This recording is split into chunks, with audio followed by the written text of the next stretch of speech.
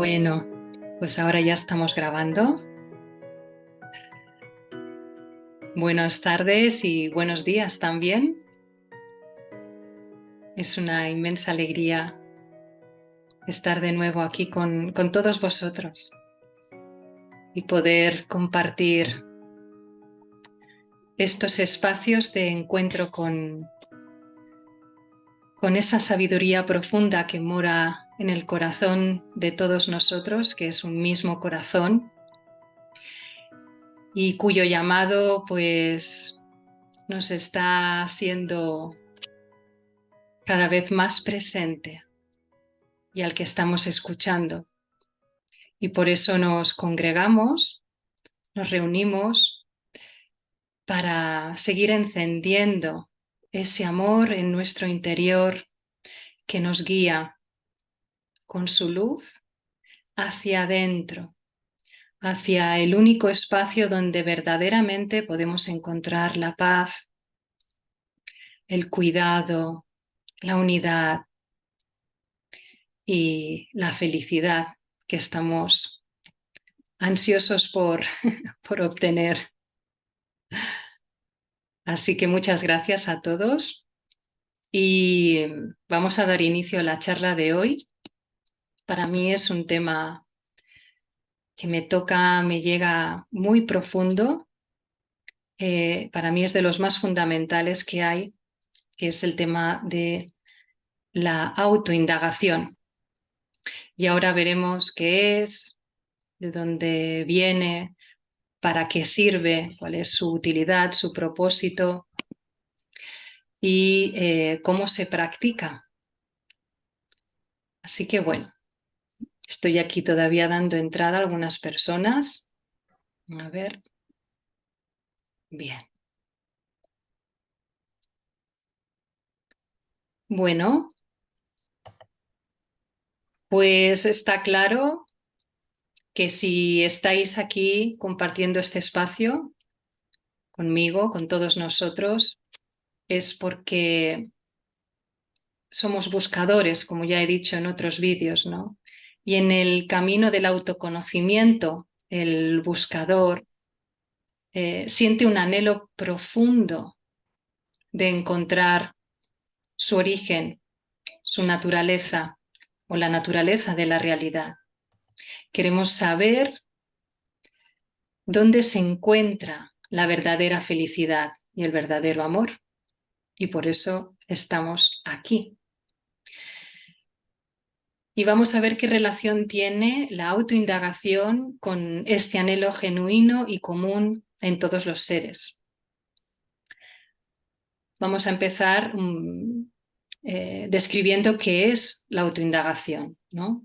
La autoindagación proviene de una palabra en sánscrito, o dos palabras, que son Atma Vichara, que literalmente significa Atma es el yo supremo y Vichara sería escrutar, escudriñar, investigar, ¿no? Así que literalmente la palabra Atma Vichara significa indagar o escudriñar el ser.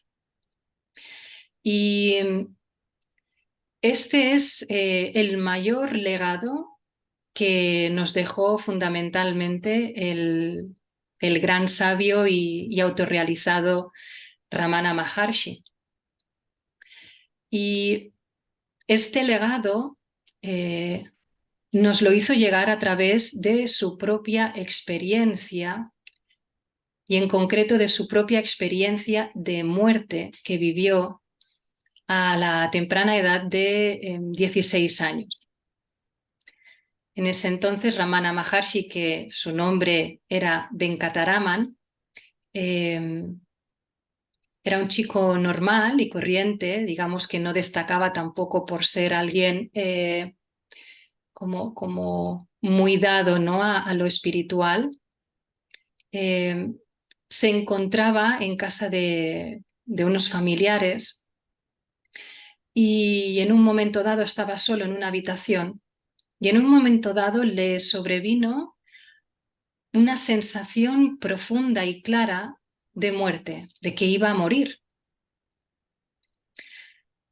Y en lugar, digamos, de salir corriendo o dejarse llevar por el miedo que le surgió, lo que hizo fue dirigir su atención hacia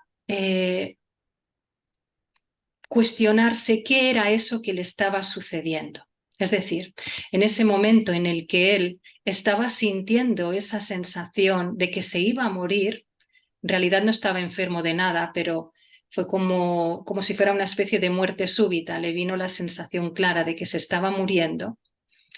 Y lo que a él le surgió hacer en ese instante fue realizarse toda una serie de preguntas sobre lo que le estaba aconteciendo, ¿no? Y empezó a escudriñar lo que era esa experiencia de muerte. Empezó a preguntarse a sí mismo, ¿qué es la muerte? ¿A quién le está llegando esta sensación de muerte? ¿Qué es lo que muere? Y todas estas preguntas le fueron llevando a la sensación profunda o a la pregunta profunda de ¿quién es este yo? ¿Quién soy yo? Y como os decía antes, dirigió su atención con total intensidad hacia esa sensación profunda de yo, del sí mismo, de lo que él verdaderamente es. Y al darse cuenta de que él en realidad no era el cuerpo, porque el cuerpo era lo que estaba inerte en el suelo y lo que él mismo pensaba se lo van a llevar al crematorio ahora, al darse cuenta de que él no era el cuerpo, y al centrarse de una forma intensa y muy clara y profunda y directa en esa sensación profunda de yo, se dio cuenta de que él seguía existiendo más allá de que su cuerpo ya no funcionara y que había algo brillante e indestructible como yo, como la sensación de yo, que prevalecía en todo momento. Esto podemos denominarlo como una autorrealización, es decir, obtuvo el conocimiento auténtico del ser, de lo que es eh, despertar, o lo que llamamos despertar al ser. Y este cuestionamiento que a Ramana le surgió de forma natural y espontánea es lo que luego él nos legó en la forma de la autoindagación. Entonces, lo que podemos resumir es que la autoindagación es el gesto interno que nos permite dirigir nuestra atención de lo que llamamos estar volcada la atención afuera a todo lo fenoménico, partiendo de la idea de un yo, de un personaje que se encuentra en un mundo, dirigir la atención de todo eso, de este yo que está relacionado con un mundo, dirigirla hacia adentro, hacia su propia fuente de origen, a la fuente de origen de la atención, que en realidad no es otra cosa que la pura autoconciencia, la pura existencia de ser, el sustrato donde todo aparece.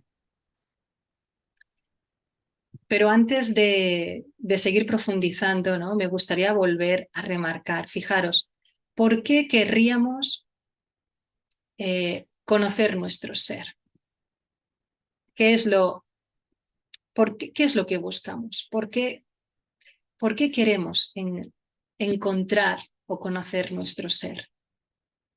¿Qué es lo que nos lleva, ¿no? a querer hacer ese giro de atención? ¿Lo podéis reflexionar cada uno de vosotros? ¿Qué es lo que a mí me llevaría a querer girar la atención?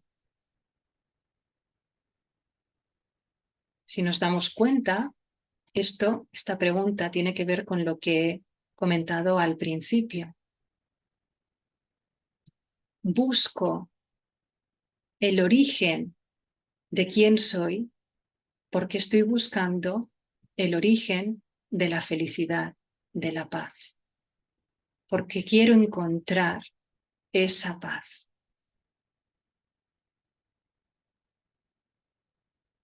¿Cómo lo sentís esto? ¿Os cuadra?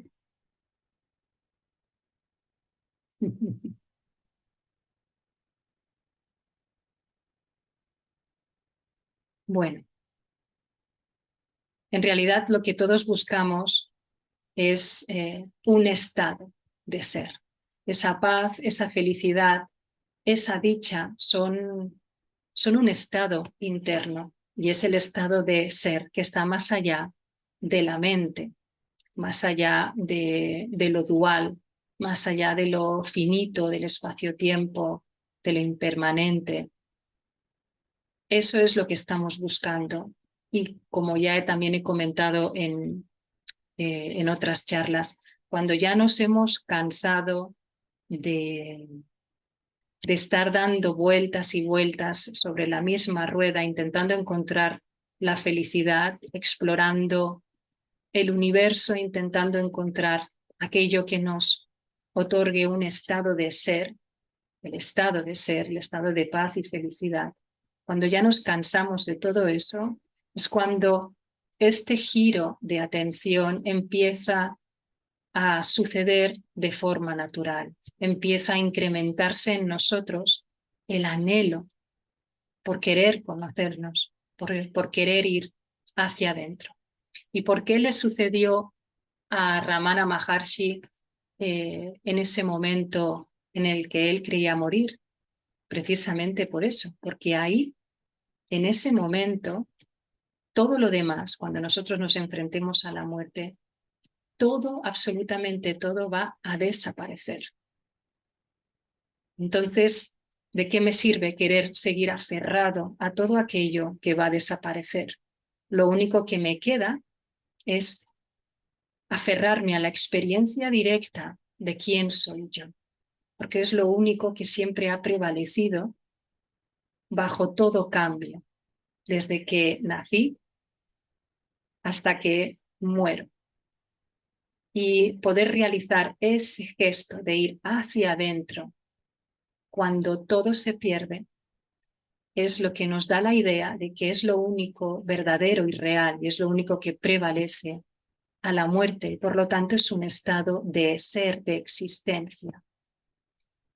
Y ahí no hay separación, ni hay dualidad, ni hay sufrimiento. En el camino del autoconocimiento o de la autoindagación,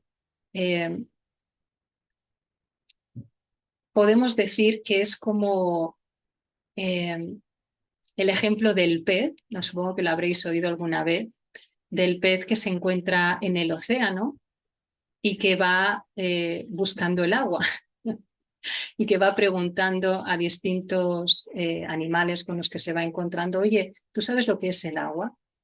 Y los animales le dicen, bueno, el agua es el medio en el que tú has nacido, es eso en el que te estás moviendo y por el que estás existiendo y es en el que al que volverás cuando te mueras, ¿no? La autoindagación nos lleva a esta revelación, a darnos cuenta de que estamos buscando algo que ya está aquí y ahora, que es tan natural, tan íntimo, tan profundo y siempre constante que se nos pasa desapercibida porque tenemos la atención puesta en otra cosa que no es en nuestra propia naturaleza. Es también el típico ejemplo de cuando uno busca las llaves y las tiene en la mano, o las gafas, ¿no? y las tiene puestas. Estos ejemplos nos ayudan a comprender que este trabajo de intentar recordar cuál es nuestra verdadera naturaleza parece algo muy complicado, pero que cuando uno se da cuenta de lo que es verdaderamente nuestra verdadera naturaleza, se puede reír porque siempre estuvo ahí. No es algo que haya que buscar, que haya que conseguir, sino que siempre ha estado ahí. Pero la autoindagación es, digamos, el medio o la herramienta o el proceso que nos permite llegar a esa verdad última. Y en el camino hay que ir soltando todo. ¿Y cómo se hace esto de la autoindagación? Bueno,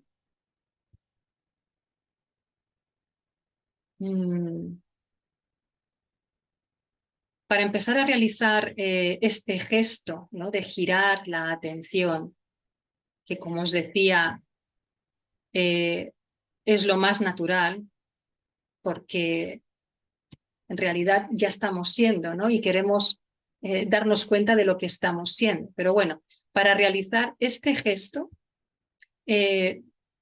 nos vamos a basar, esto es como al inicio, ¿no?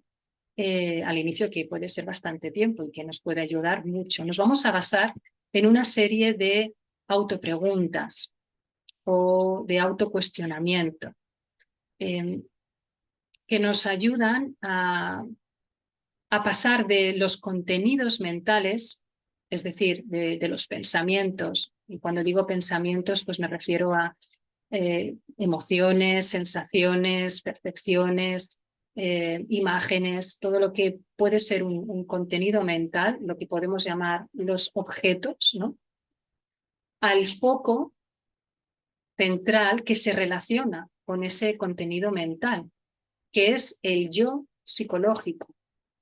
Es decir, yo siento una emoción o me está sucediendo una circunstancia X, y en vez de tener la atención puesta sobre esa emoción, esos pensamientos, esa situación X, lo que hago es llevar la atención hacia el sujeto que está experimentando esos contenidos mentales, ¿no? Lo llevo, me voy de la experiencia al experimentador, del objeto al sujeto. Y este sujeto o experimentador es este yo psicológico, este pequeño yo, el personaje, como le querramos decir, con el que nos identificamos profundamente. Y de este yo psicológico, la autoindagación nos lleva todavía un paso más allá, o sea, de los objetos al sujeto, al yo psicológico, el pequeño yo, y de ese pequeño yo nos ayuda a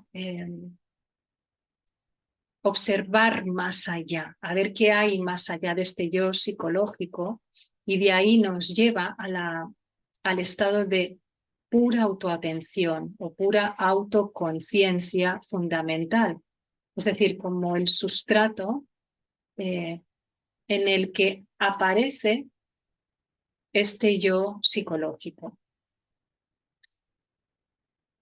Entonces, en forma así más concreta todavía, y de hecho lo podemos hacer ahora si queréis, podemos hacernos una serie de preguntas, ¿no? Por ejemplo, ¿quién ve esto? ¿Quién siente esto? ¿Quién escucha esto? ¿Quién toca esto? ¿No?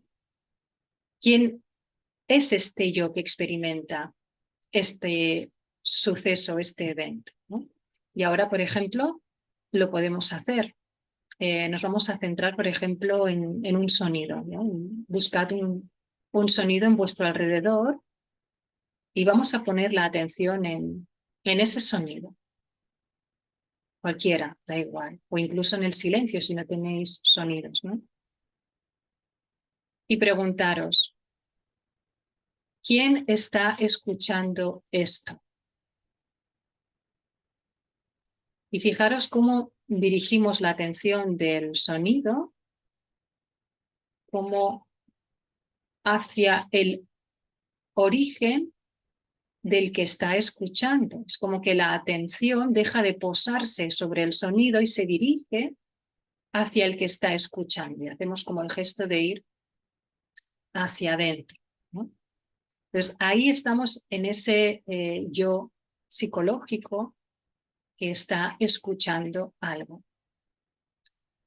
Entonces la respuesta a esta pregunta, ¿quién está escuchando? Lógicamente será yo, ¿no? Este yo pequeño, individual, con el que me identifico. Y una vez que estamos ya con la atención puesta en este yo psicológico, viene la pregunta fundamental. Es decir, ya hemos separado, o más que separado, hemos dejado de tener la atención fijada en los objetos, lo llevamos a este sujeto y ahí es donde viene la pregunta fundamental, ¿no? Porque en ese momento que yo digo, yo soy la que está escuchando este sonido, ahí puedo preguntarme, ¿y quién soy yo? O, por ejemplo, ¿de dónde o en dónde surge este yo? ¿Cuál es la fuente de este yo? Y aquí ya no hay respuesta, porque si viniera una respuesta, continuaríamos estando en los objetos de la mente que intentan dar una explicación a ese mismo pensamiento que estamos, o esta misma pregunta, ¿no? Y lo que nos interesa ahora es simplemente utilizamos esta pregunta de quién soy yo como si fuera un mirador al que nos asomamos y a partir de ahí ya no hay nada más. Ahí permanecemos o intentamos permanecer en ese estado en la sensación de yo. O sea, ya no me dejo llevar por una idea de yo, Carol, estoy aquí escuchando, sino que voy un poco más allá y voy en busca de la sensación subjetiva de yo. En ese momento lo que estamos haciendo es como diluir más, ¿no? El concepto de yo que está tan férreo en nuestro día a día, ¿no? Como yo soy esta persona, Carol, con mi historia personal, con este cuerpo físico, con todas estas sensaciones como muy férreas. En ese momento, cuando yo me pregunto quién soy yo y no hay respuesta y permanezco en esa sensación profunda de yo y voy dejándome caer poco a poco ahí, en ese punto se nos empiezan a revelar distintas verdades, ¿no? Empieza a suceder una experiencia directa de lo que verdaderamente somos.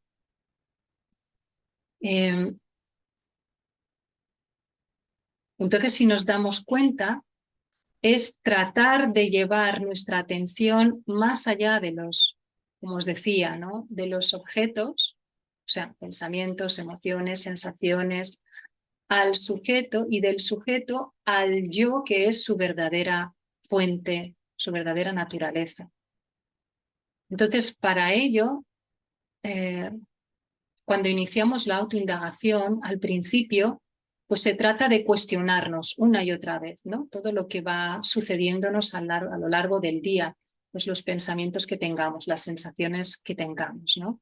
¿Quién es este yo que está ahora sintiendo esto o pensando eso o haciendo tal cosa?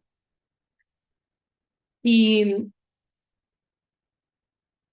lo que intentamos es mantener la atención en ese verdadero sentido de yo impersonal. Porque se trata, en realidad, se trata de distinguir este proceso de la autoindagación. Lo que nos ayuda es hacer también un discernimiento constante de ese yo psicológico y el yo universal, el ser. El campo de conciencia en donde aparece surgir este yo con el que me identifico y todo el universo, o sea, el sujeto y el objeto. Se trata de distinguir este yo que se relaciona, ¿no?, con otros objetos, con otros seres, a través de un cuerpo, de lo que es verdaderamente esa sensación profunda, universal de yo, que además compartimos todos. Por eso es universal, porque no estoy solamente dentro de Carol o dentro de cualquiera de vosotros, sino que es lo mismo, ¿no? Y vamos en busca, vamos, la autoindagación nos lleva a ir trascendiendo todos esos muros o esas barreras mentales que parecen infranqueables, ¿no?, para ir encontrando ese sustrato profundo que nos aúna, porque es el mismo, simplemente.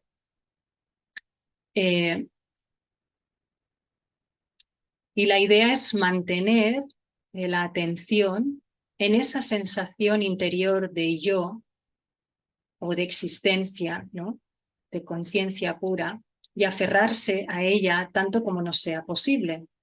También me gusta decir, por ejemplo, descansar, ¿no?, descansar en el yo soy, dejarme ir, ¿no? Esto es más como una entrega, ¿no?, que ya hablaremos en otras charlas.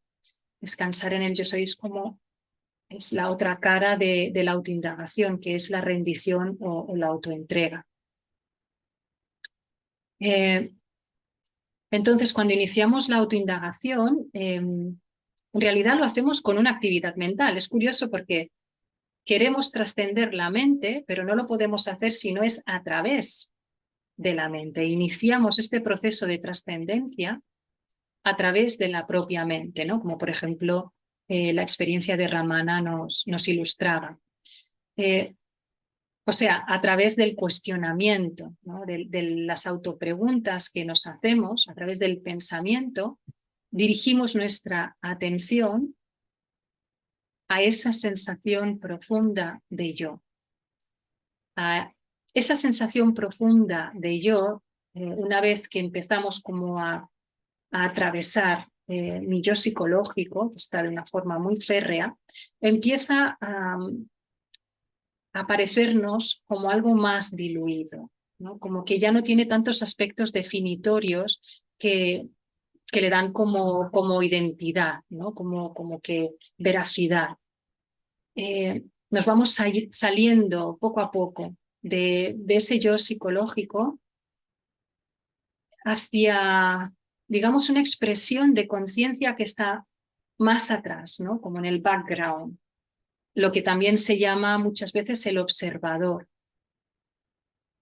En ese estado del observador nos identificamos de una forma mucho más leve con nuestro personaje. Entonces, la autoatención, digamos que pasa como por diferentes fases, a no ser que me lleve directamente, me conecte directamente, porque es la vía directa, de hecho, su función es llevarme directamente, pero lo que suele suceder normalmente es que cuando practicamos autoatención, esto va sucediendo es un proceso, ¿no?, como por capas. Y entonces de ese yo psicológico pasamos a ese plano del observador, ¿no?, y de ahí podemos seguir profundizando hasta que en realidad no haya ningún tipo de percepción, porque mientras haya una percepción de cualquier cosa, de mi mano, de una sensación, un pensamiento, de un evento, de cualquier cosa, estamos todavía en una forma individualizada. En el momento tengo mi atención puesta hacia afuera, hacia los objetos, hacia algo distinto de mi verdadera naturaleza. Pero cuando profundizo hacia esa sensación de existencia o de yo soy, lo que hago es conectar, digamos, o descansar o fundirme en lo único que es real, porque es lo único que está en todos los seres, ¿no? Este ejemplo, creo que también lo puse en alguna charla, era el ejemplo que lo ejemplifica, quiero decir, valga la redundancia, del oro y las formas, ¿no? Por ejemplo, pendiente de oro, un anillo de oro, un collar de oro, una pulsera de oro. Yo puedo estar mirando las formas y ver pendientes, pulseras, collares, anillos, o puedo estar viendo simplemente el oro, ¿no? Y eso es lo que nos ayuda también la autoindagación, a dejar de anclarnos en las formas que están en un espacio y en un tiempo para ir en aquello que es verdadero y existente y que une a todas esas formas, ¿no? Un ejemplo que se utiliza mucho también en el Vedanta, en el Advaita, es el ejemplo, un ejemplo que también escenifica, ¿no?, lo que hace la autoindagación o el Atma Vichara. Es el ejemplo de la cuerda y la serpiente. No sé si la conocéis también. Bueno, pues el ejemplo de la cuerda y la serpiente es el siguiente. Imaginaros que estamos en una noche de luna llena y estamos paseando por la montaña. Entonces, la visibilidad es mínima, pero hay un poco de visibilidad. Y en ese momento miro así hacia adelante y me parece ver una forma sinuosa y lo que veo me parece que es una serpiente. Entonces me asusto, tengo ganas de salir corriendo o me paralizo, no sé qué hacer y entro en un bucle, ¿no? Porque creo que hay una serpiente, porque es lo que experimento o me da la sensación que veo que hay, ¿no? Le doy una realidad a lo que estoy viendo. Pero si en ese momento me armo de valor porque no quiero dejarme llevar más por el miedo, porque estoy harta de sufrir, eso es lo que hablábamos al inicio de la charla, estoy cansada ya de sufrir, lo que voy a hacer es atravesar ese miedo y dirigirme hacia la serpiente. Y cuando me voy acercando a la serpiente, lo que voy haciendo es observar a esa serpiente y decir, a ver, ¿verdaderamente hay una serpiente aquí? Voy a investigar, voy a escudriñar qué es lo que hay ahí. Y en el momento en el que hago esto, lo que sucede es que, de repente, así, anda, no es una serpiente, es una cuerda. Y en ese momento me autorrealizo. De hecho, esta expresión está mal dicho porque no hay nadie que se autorrealice. En realidad, lo que sucede es que lo que siempre he sido se muestra ahí, ¿no? Nunca hubo una serpiente. Nunca hubo una serpiente. Esto tiene consecuencias muy poderosas. Solo había una cuerda. Es decir, que cuando yo hago autoindagación, lo que estoy haciendo es ver si realmente yo soy un cuerpo, yo soy una persona dentro de un cuerpo separada del resto del universo, viviendo una serie de experiencias, de vicisitudes que me mantienen en un ciclo dual de dolor, placer, así, aparentemente eternamente. Cuando vamos a escudriñar quién es este yo, verdaderamente yo soy esto, porque ya estamos cansados de sufrir normalmente, es cuando tenemos la mayor disposición o la mayor posibilidad de darnos cuenta de que todo esto no es real, pero sucede en lo que sí es real. Otro ejemplo que se da mucho en el Advaita, el ejemplo de la pantalla de cine y la película. La pantalla de cine está ahí, pero cuando nosotros estamos viendo una película que se proyecta, sobre la pantalla, en ese momento todos nos olvidamos de la pantalla. Yo estoy viendo una película y me absorbo, me quedo absorbida por la película, por todos los sucesos y por todas las emociones. Y ahora aquí tengo miedo y congoja y luego tengo alegría y lloro y soy capaz de vivir todo lo que esa película va aconteciendo en esa película, pero en ningún momento me doy cuenta que toda esa película está aconteciendo en una pantalla y que sin esa pantalla, esa película no podría suceder simplemente, ¿no? Pues esa pantalla es el sustrato profundo de nuestra existencia, la pura autoconciencia, donde se encuentra el más genuino y puro amor, felicidad y libertad. Pero en lugar de poner la atención en el sustrato, estamos con la atención completamente absorbida en las formas, en el mundo fenoménico, en el espacio y en el tiempo. Y no nos damos cuenta de esta sensación de apertura, de libertad, de existencia que aquí ahora sucede simplemente. Entonces, este ejemplo también nos ayuda a abrir un poquito más la conciencia, ¿no? A darnos cuenta de cómo estamos en esa película constante desde que nos levantamos hasta que nos vamos a dormir, incluso en los sueños también. El único espacio donde no estamos en esa película es en el sueño profundo, porque ahí no hay mente. Y desde el punto de vista del ego eso nos parece como terrorífico, no hay nada, yo no existo ahí, ¿no? Sí que existimos, lo que no existimos como objetos, como un sujeto, sino por lo que verdaderamente somos. Y además nos encanta ir a ese estado, ¿no? Cuando estamos agotados, cómo nos gusta rendirnos al sueño, ¿no? Porque todos sentimos cómo descansamos, cómo encontramos esa paz. Y por la mañana nos levantamos todos, bueno, normalmente, a no ser que hayamos pasado alguna mala noche por algo, con una sensación vigorosa de tener las pilas recargadas, ¿no?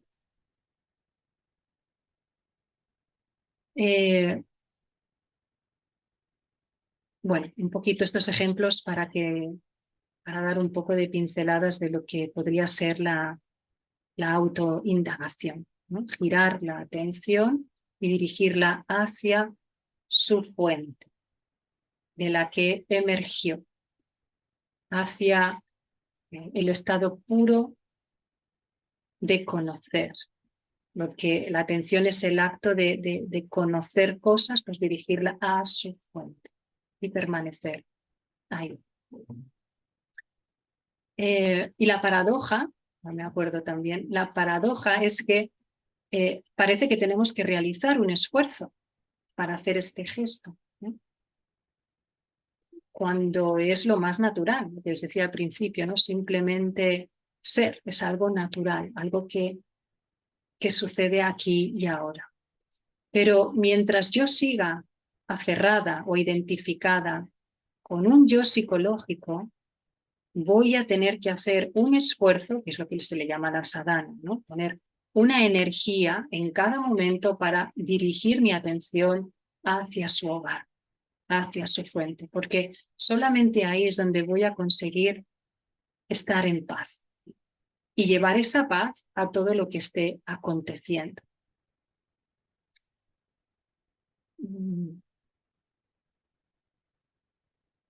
Entonces,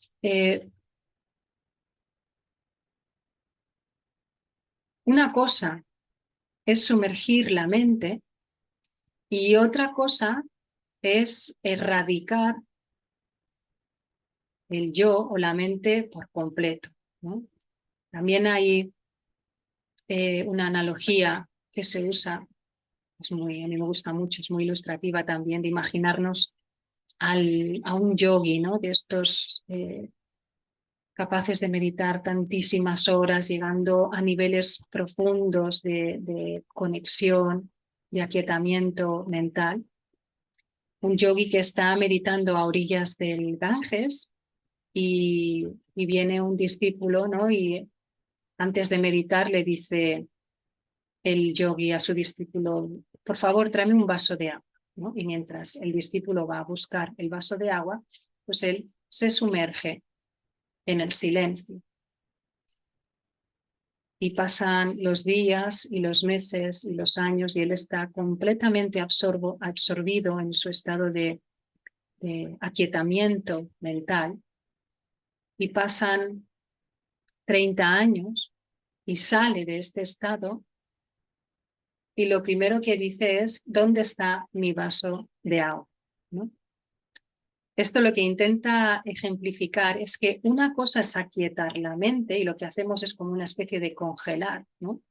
De hecho, es lo que nos sucede todas las noches. Cuando nos vamos a dormir es como que la mente se aquieta, ¿no? Se sumerge en su fuente, pero luego por la mañana vuelve a brotar cuando nosotros volvemos a conectar con el sentimiento del yo psicológico que está en un mundo y me vuelvo a olvidar de la pantalla, ¿no? Entonces, esto es aquietar la mente, pero esto no es la autorrealización. Y aquí suelen haber confusiones, ¿no? Al respecto, porque la verdadera autorrealización es la erradicación del yo por completo, es decir, la erradicación de la mente, lo que se conoce en sánscrito el Sahaya Nirvikalpa Samadhi, ¿no? Es la muerte de la mente, es un estado en el que ya jamás volverá a emerger. Y este estado, para llegar ahí, no solo se requiere un aquietamiento de la mente, sino que se requiere una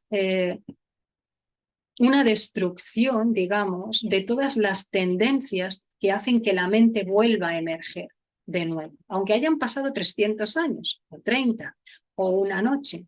Pero todo eso que hace que la mente vuelva a brotar es lo que se trabaja en la no dualidad y en concreto en el Advaita a través de la autoindagación. Por eso esta herramienta se le denomina la herramienta más poderosa o el Brahmastra, ¿no? Que tiene el nombre también en sánscrito, que quiere decir la arma suprema, es la traducción literal. Porque la autoindagación no trata de aquietar la mente, sino trata de erradicar literalmente todas las tendencias que hacen que esa mente vuelva a emerger, ¿no? Podemos imaginarnos como un pulpo, ¿no? O bueno, o imaginaros un monstruo que tiene muchos tentáculos y que tú le cortas uno, pero le vuelve a brotar otro, ¿no? Lo que intenta hacer la autoindagación es ir a la raíz de todas esas tendencias que hacen que la mente vuelva a emerger de nuevo de ese aquietamiento. Dirigir la atención al centro sí, al centro de donde surgen todas esas tendencias para erradicar por completo ese centro. Y ese centro es el primer pensamiento que se tiene, que es yo. El pensamiento yo. Porque cuando yo tengo el pensamiento yo, dejo de estar en el oro y me convierto en una forma. Y cuando yo estoy en una forma, solo voy a ver formas a mi alrededor, no voy a ver el oro. Entonces, el cordón, digamos, que une todos los demás pensamientos, cuando digo pensamientos me refiero a contenidos mentales, toda la experiencia que tenemos diariamente, todo este universo fenoménico, toda esta experiencia perceptual, está toda ella unida por un único pensamiento, que es el pensamiento yo, o yo soy el cuerpo.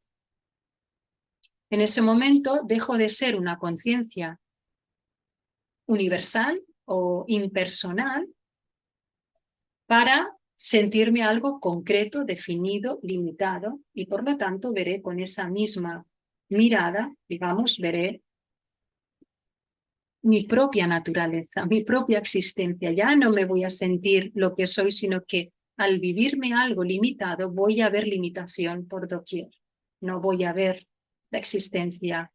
Y digo ver para que nos entendamos, porque el lenguaje es muy limitado aquí, porque estamos hablando de cosas que van más allá de la mente, ¿no? Pero no voy a poder percibirme como lo que verdaderamente soy. Entonces, la autoindagación lo que va es a la raíz de esas tendencias que me hacen cada mañana o en cada momento elevarme como un yo separado que está sometido al sufrimiento, ¿no? O a la insatisfacción. Entonces, la autoindagación no es una meditación, no es una práctica de meditación. Es decir, no hay que hacerlas en ciertas horas, en ciertas posturas o ciertas técnicas. La autoindagación es algo, tampoco es un ejercicio de concentración, ni, ni intenta reprimir o evadir los pensamientos, todo lo contrario, ¿no? La autoindagación se puede hacer a lo largo de todo el día. La autoindagación es simplemente preguntarse, ¿quién es este yo que está aquí escuchando? ¿Quién es este yo que está sintiendo que le pica el brazo? ¿Quién es este yo que está pensando en que ahora tendría que estar comprando el pan y que no me va a dar tiempo? Lo que sea, ¿no? Y esto lo podemos hacer a lo largo de todo nuestro día. Primero, como os decía antes, es como una secuencia de preguntas, ¿no? Que intentan un poco, digamos, concentrar nuestra atención dispersa. Pero luego, a medida que uno va practicando la autoindagación, lo que va notando es que va adquiriendo con mayor fuerza una sensación de yo. Dice, uy, aquí hay algo más. No es solamente un yo, no, hay algo más, ¿no? Entonces empezamos a tirar de ese hilo y empieza a convertirse como en un estado de ser que se empieza a extender y amplificar a lo largo del día. Y que eso genera como una especie de red salvavidas, ¿no? Que me ayuda frente a cualquier circunstancia, por más dura que sea, volver a ese cuestionamiento y descansar en lo que soy. Entonces, no es una práctica de meditación. Yo tengo mis prácticas de meditación, pues porque me ayudan, ¿no? También a quietar la mente y a enfocar mi mente también hacia adentro. Pero la autoindagación es lo que verdaderamente está dando como un hachazo al árbol del ego, que es lo único que sostiene, ¿no? Toda esa multitud de tendencias que me hacen vivir y experimentarme como este personaje separado de mí misma, de lo que soy. Entonces, da igual si estoy trabajando, si soy banquera, como barrendero, como si tengo 5 hijos, como si estoy sola, como si estoy cuidando a mis padres, como si me gusta correr maratones, como si soy un super yogi que estoy, da igual, porque al final eso es forma. Da igual lo que haga, porque lo que me define no es lo que hago, es lo que soy.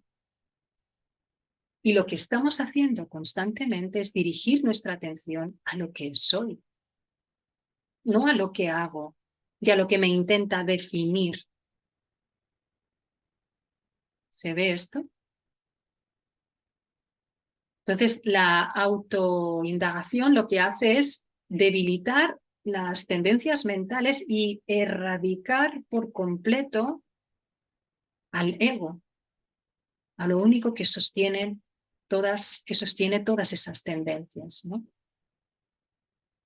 Por lo tanto, y ya para finalizar, lo que me gustaría acabar concluyendo es que la autoindagación podemos decir que es como un proceso, ¿no? Un proceso paulatino que nos lleva de estar completamente absorbidos en la pantalla de la película, de la pantalla, ¿no? Como si yo fuera el personaje de la película que está viviendo, a situarme en el asiento del espectador, que es donde, verdad, en ese momento estoy, ¿no? Estoy viendo la película, ya no soy el personaje, ya tengo un margen de libertad. Y por último, darme cuenta que ni siquiera soy ese observador de la película, sino que en realidad siempre fui la pantalla.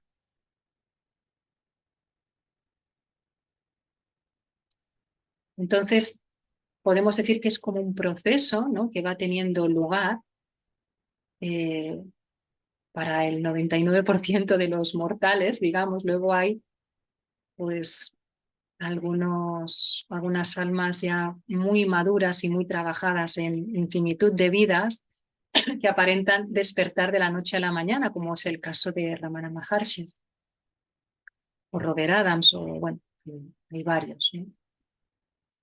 Y es la autoindagación, por eso os decía que para mí es tan importante, es un propósito interno. El propósito de llevar constantemente la atención a lo que soy, de atenderme. Fijaros que cuando no prestamos atención a alguien o cuando no nos han prestado atención, cuánto duele, ¿verdad? La autoindagación es prestarnos atención una y otra vez, una y otra vez, una y otra vez. Como dice Sri Sadhuom, otro gran sabio autorrealizado que fue devoto de Ramana Maharshi, en pequeños pero profundos y frescos y precisos momentos de autoatención. Estoy subiendo al autobús. ¿Quién es este yo que está aquí subiendo al autobús? ¿Quién es este yo que se siente incómoda por esta persona que se le ha sentado al lado? ¿Quién es este yo que está tan furioso que tiene ganas de hacer daño a no sé quién? Constantemente. Fijaros que no hay un juicio, hay un cuestionamiento que me ayuda a ir más allá de la película hacia la pantalla. Por eso Ramana Maharshi nos decía que el camino, como os ponía en el título, ¿no? de la presentación de esta charla, el camino es la meta, porque cuando este camino se convierte en tu propósito interno, se convierte en el sentido de tu vida. Y entonces, da igual lo que nos pase,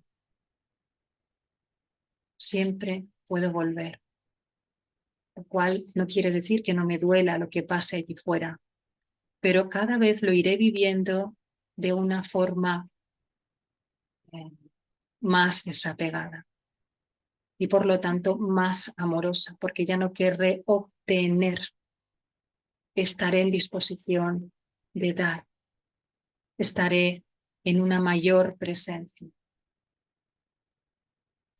Porque además, algo importante, ya con esto acabo, la autoindagación no se usa para pasar por encima de lo que siento. Ahora alguien me ha dicho algo que me ha dolido y como no puedo sentir esta sensación de rechazo o de insuficiencia o de soledad, lo que voy a hacer es autoindagar para quitarme el mochuelo de encima, ¿no? No.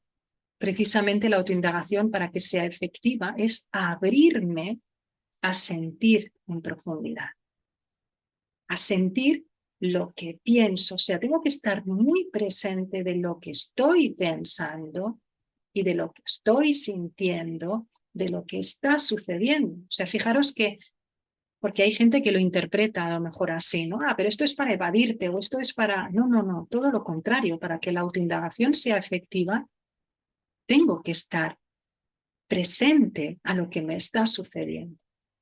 Es más, tengo que ir en esa dirección. tengo que ir hacia adentro, hacia lo que siente. ¿Y qué hacemos todos en nuestra sociedad? Bueno, todos. O la inercia de nuestra sociedad es dirigir la atención a la evasión, ¿no? A la distracción, para no poner atención ni siquiera en lo que siento y en lo que pienso. Entonces, fijaros cuántas barreras, ¿no?, nos encontramos hoy en día en este camino de encuentro hacia la paz. Por eso es tan importante que vayamos poco a poco tomando conciencia de todos estos mecanismos que nos alejan y simplemente tomar esta experiencia de vida que nos es dada, que surge como camino de regreso al hogar, como reencuentro con lo que somos, para dejar de ignorarnos, que eso solo genera dolor, y para abrirnos al amor que somos y fundirnos allí. Solo así me puedo sentir verdaderamente unida a todos mis seres y a todo el universo, porque entonces todo eso es yo.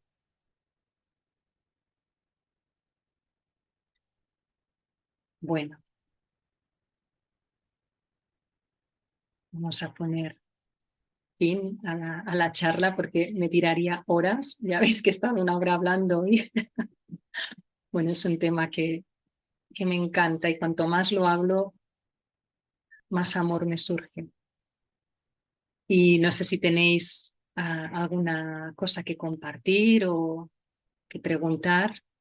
Tenéis un espacio ahora si lo sentís.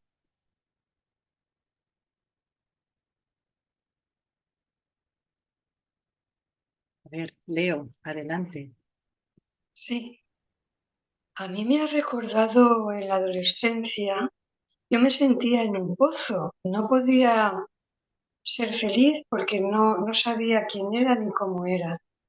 Y yo me ponía mucho música en mi habitación y llegó un momento en que cuando yo entraba a la habitación, bueno, a los 19 años, presentí, se lo dije a mis amigas, digo, creo que a los 20 me voy a morir. Dice, pero chica, digo, no sé, me ha venido. Bueno, yo que fui tardía. Entonces, entraba a la habitación y no entraba nadie. De pronto sentía, digo, pero nadie escucha la música, nadie entra a la habitación. ¿Qué me está pasando? Ahora dices esto y digo, ah, porque claro, yo lo asocié también, es verdad, a la muerte.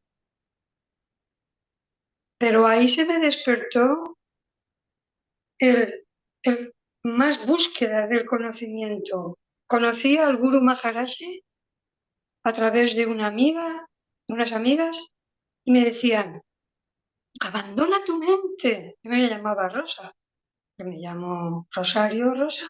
Me decían, Rosa, abandona tu mente. Y yo digo, ay, yo no puedo abandonar mi mente. Si yo abandono mi mente, donde me ubico, desaparezco. Porque yo ya venía de entrar a esa habitación, no entra nadie. ¿Qué pasa aquí? Entonces, Claro, no eso sé si, no sé si son una esas pregunta o no. experiencias, disculpa, Sí, son esas experiencias genuinas que nos suceden. Son destellos de destellos, ¿no?, de lo que verdaderamente somos. Es decir, somos presencia. Entonces hay momentos en los que la mente no está. En realidad esto nos pasa mucho más a menudo de lo que creemos, ¿no? Eh, las típicas situaciones en las que estoy viendo llover o un amanecer o estoy paseando en un bosque o una ciudad, da igual, o veo unos niños, ¿no?, que están corriendo, lo que sea. Algo que yo entro en un estado en el que estoy observando simplemente. Y ahí no hay como un yo, ¿no? Que se esté apropiando, porque ese es el ego. El ego se apropia de lo que acontece.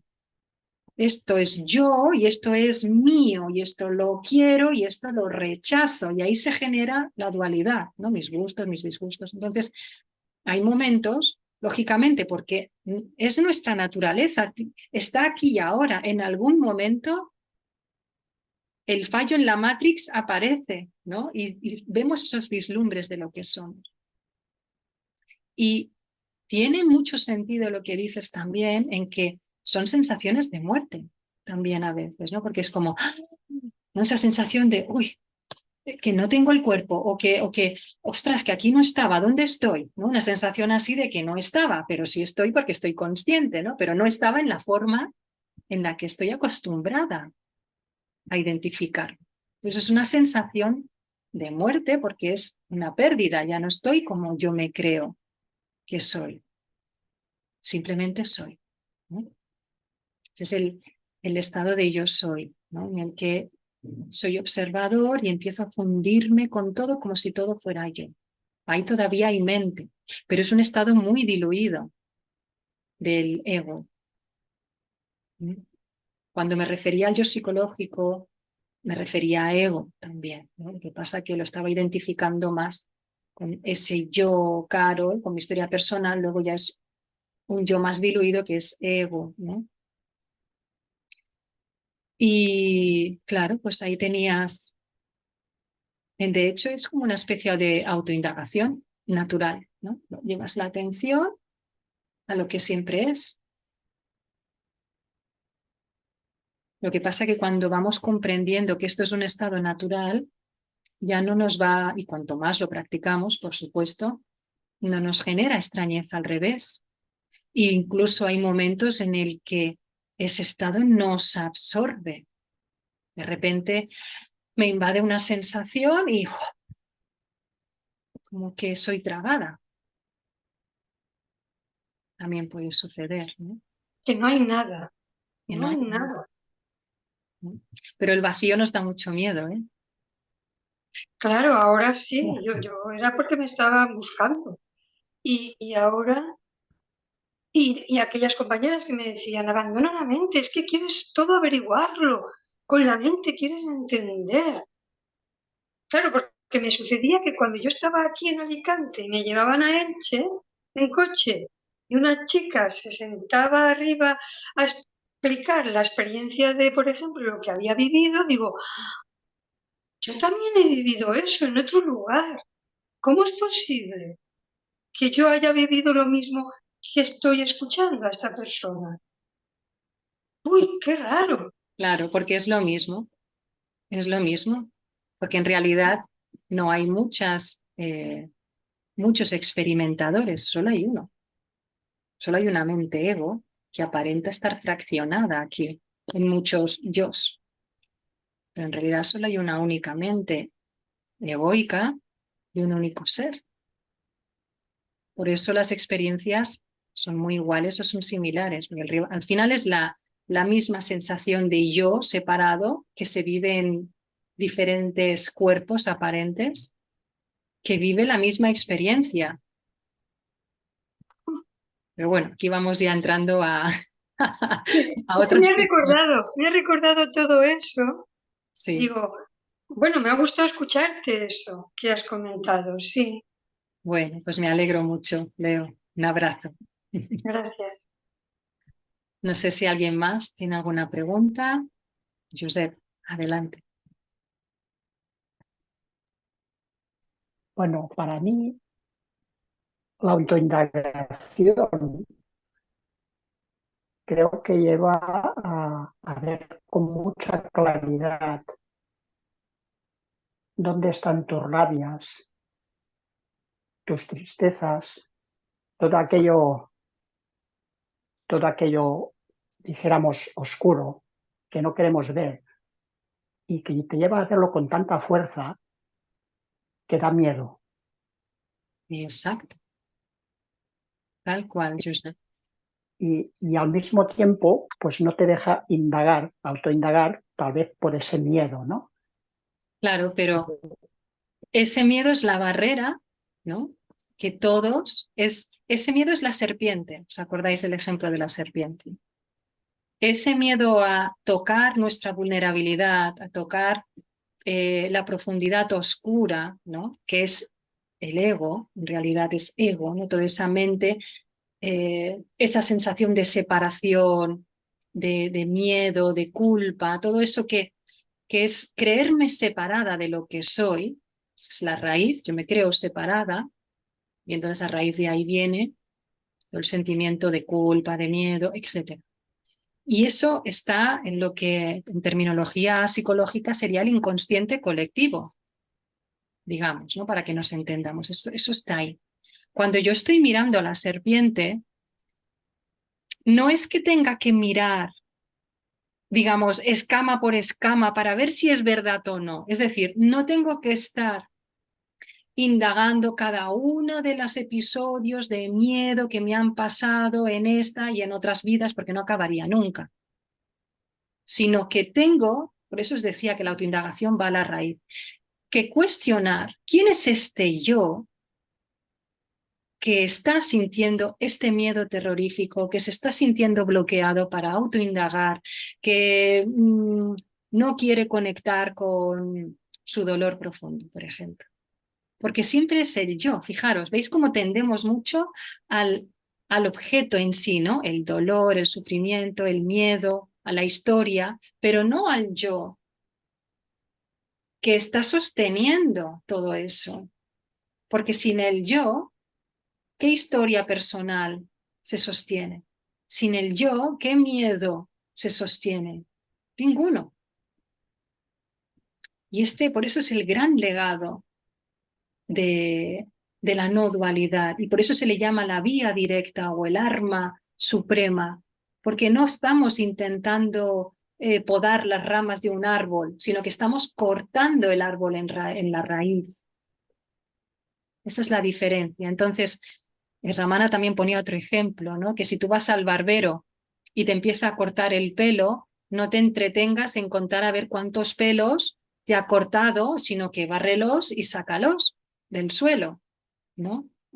Es decir, yo tengo que poner atención en lo que estoy sintiendo y pensando, pero no me voy a perder en un análisis inconsciente, o sea, profundo de dónde viene, que en algún momento hay que hacerlo, ojo. Pero la autoindagación lo que nos ayuda es a dirigir la atención a ese yo que es el que sostiene todos esos pensamientos sobre mí y sobre el mundo. Entonces, yo tengo miedo. Eso es una barrera infranqueable, aparentemente, sí. Pero ¿quién es este yo que siente miedo? Puedo ir a ver por qué tengo miedo. Y eso en muchos momentos puede ser necesario, porque si el miedo es tan grande, la autoindagación no va a prosperar. Entonces estamos en unos pasos previos en los que voy a necesitar, que suelen ser estos pasos previos muy importantes y de hecho se combinan con la autoindagación. De hecho es fundamental hacer prácticas de autoconocimiento junto con la autoindagación, porque muchas veces mi identificación con el cuerpo va a ser tan grande que no voy a poder autoindagar. Entonces, primero, a lo mejor tengo que hacer un trabajo, si tengo culpa, pues un poco de perdón, mientras voy autoindagando. Es decir, mientras yo no pueda autoindagar, mientras yo no pueda llevar una autoindagación constante y presente, puedo utilizar otras herramientas que me ayuden a mitigar ese miedo para entonces poder autoindagar. ¿Se entiende? Sí, sí, sí. Lo siento con mucha claridad, tal como lo has expresado. A ver, si pudiéramos estar todo el día autoindagando, aquí nadie diría nada, claro que sí. O sea, eso es lo esencial y lo fundamental, dirigir la atención. Pero nuestro deseo por estar viendo cosas diferentes a lo que verdaderamente soy es tan grande que voy a necesitar como atajo, o sea, como herramientas que me ayuden a generar ese giro, porque todavía no he sufrido suficiente para querer estar todo el tiempo autoatendiéndome. Voy a necesitar herramientas que me ayuden a girar mi atención a través de ¿qué? Del discernimiento y del desapasionamiento. Cuando comprendo y pierdo el interés por lo externo, puedo ir girando la atención hacia adentro. Se les llama las dos alas, ¿no? Del camino hacia la verdad de quién somos, el discernimiento y el desapasionamiento, viveka y vairagya, en terminología sánscrita. Así que bueno, podemos combinar la autoindagación con herramientas que estemos utilizando.